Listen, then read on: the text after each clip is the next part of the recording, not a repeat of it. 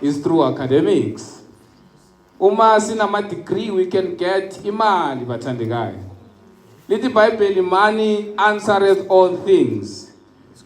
It doesn't answer all things only in your life, but in the lives of people around you. In your community one, but also in the congregation you go to. It answers all things. Njengoba sila nje kuthiwe sicela imali yama-service. Money answereth all things. If bekungana mali yama-service, bengezithole lokudla la esikutolayo.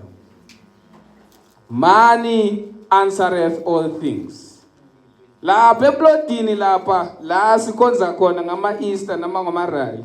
La sakho khona ama-building.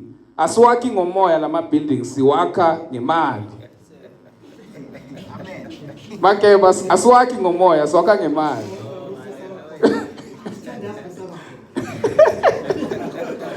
Asithi amen sesibona ibuilding semile. Money answereth all things. So Christians should acquire money to answer basic needs for themselves, one, but to answer basic needs for the church.